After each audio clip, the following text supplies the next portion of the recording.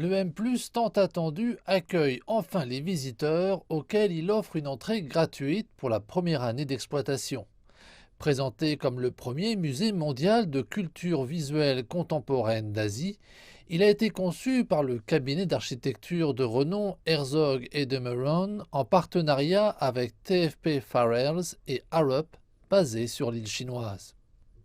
Divisé en quatre parties, ici, identité, lieu et au-delà, cette exposition présente Hong Kong à travers des perspectives multiples et croisées qui reflètent le dynamisme de la ville. Dans la galerie Est, objets, espaces, interactions ont présenté plus de 500 exemples de design et d'architecture qui ont eu une profonde influence en Asie au cours des 70 dernières années.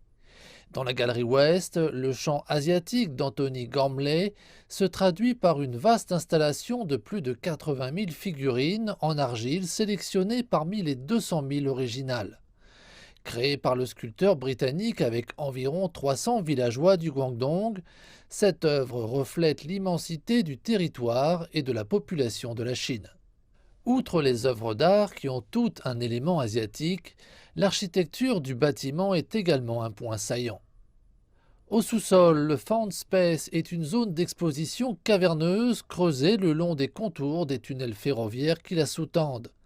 L'extérieur du bâtiment est quant à lui inspiré des toits chinois, recouverts de tuiles en terre cuite verte, formant un système de façade modulaire.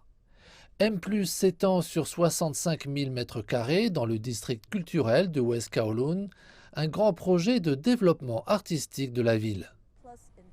M+, en termes d'échelle et d'ambition, surpasse tous les musées locaux. On compte 17 000 m² d'espace de galerie, ce qui est équivalent ou égal au Centre Pompidou et à la Tate Modern. En effet, ces musées ont des relations très étroites avec M+. Ils parlent déjà de collaboration future. Betty Fong se dit enthousiasmée par le 14e plan quinquennal national pour que Hong Kong soit au centre des échanges culturels entre la Chine et le reste du monde. Elle ajoute que le district culturel de West Kowloon jouera un rôle important dans l'avancement de cette mission.